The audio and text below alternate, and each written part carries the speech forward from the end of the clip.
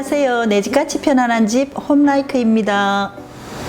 거주와 휴식과 레저 등을 꿈꾸는 전원주택에 대하여 말씀드리겠습니다. 전원주택에는 개별 구입형과 동호인형, 단지 구입형, 농가 구입형이 있어요. 개별 구입형에는 대지는 간단하지만 농지나 임야는 절차가 복잡하므로 전문가의 도움이 필요하겠죠. 전원주택은 입지 선정이 가장 중요한데, 첫째, 자연 환경이 좋아야 하고, 둘째, 교통시간과 거리가 좌우되는 인문 환경도 따져봐야 되겠죠. 셋째, 아무리 좋은 유망지역이라 하더라도 건축 허가가 나지 않는 땅은 무용지물이겠죠. 그래서 법규적인 문제를 체크해 봐야겠어요.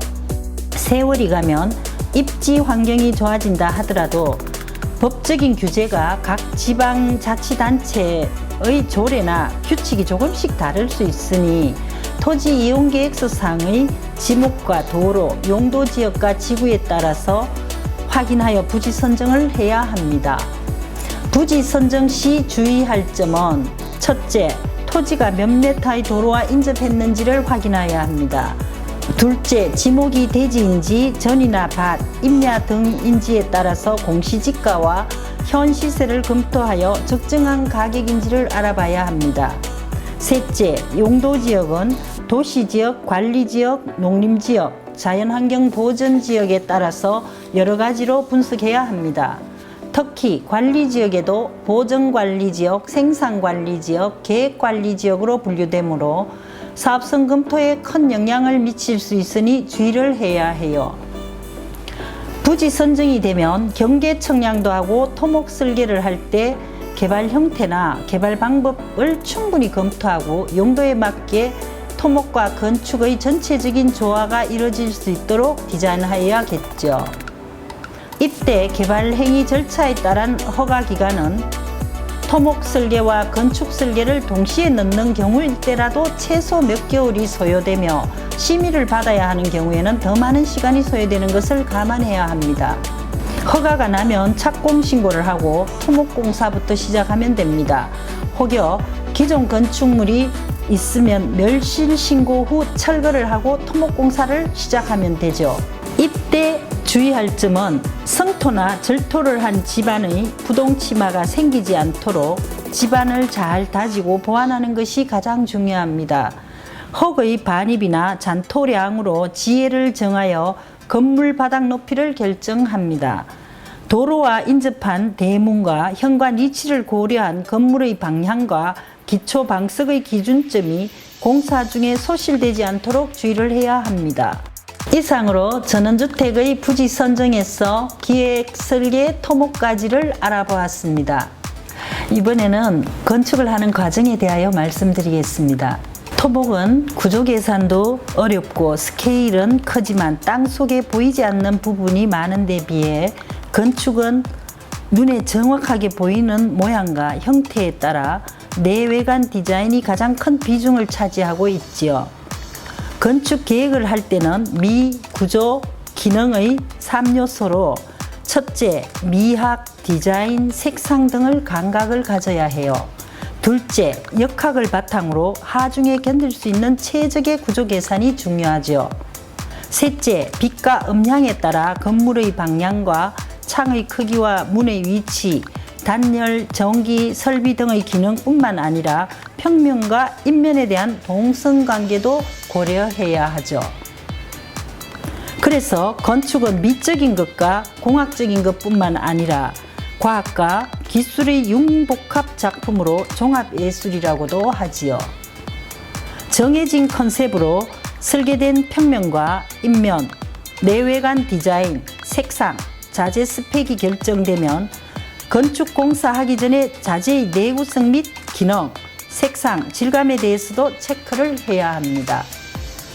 이때 고려할 점은 첫째, 골조는 구조의 안정성과 경제성을 비교 검토하여 철근 콘크리트조, 경량철골조, 목조, 조적조, 황토집 중에서 선택하면 됩니다.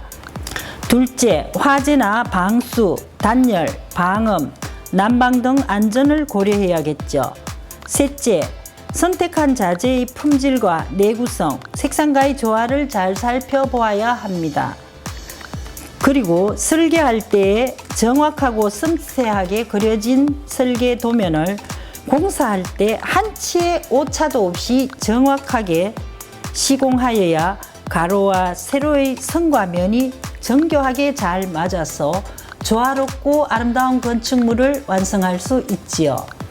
여기까지 설계가 끝나면 내역서를 만들어 적정 가격에 원하는 품질을 얻을 수 있는가가 중요하지요. 적정 가격에 원하는 품질을 할 수 있는 시공자를 선택하기도 쉬운 일은 아닐 것입니다. 구매와 계약에 관한 사항도 많은 연구가 필요하죠. 그리고 건축 허가 후 착공계를 넣고 공사를 시작하게 되면 설계 도서와 시방서, 내역서에 따라 정확하게 각 공정별로 공정의 순서에 맞게 진행되고 있는지와 자재 반입 시기와 거리, 공간 확보 등을 고려하는 것이 중요해요. 제일 먼저 가설공사, 토목공사, 전기인입공사, 수도인입이나 지하수 개발공사, 우호수공사, 설비, 상하수도공사, 정화조공사, 마지막에 조경공사 등이 외부 공사로 건축공사와 선행하여야 할 부분도 있고 병행해서 시공할 부분도 있으니 전문가의 도움이 필요하겠죠.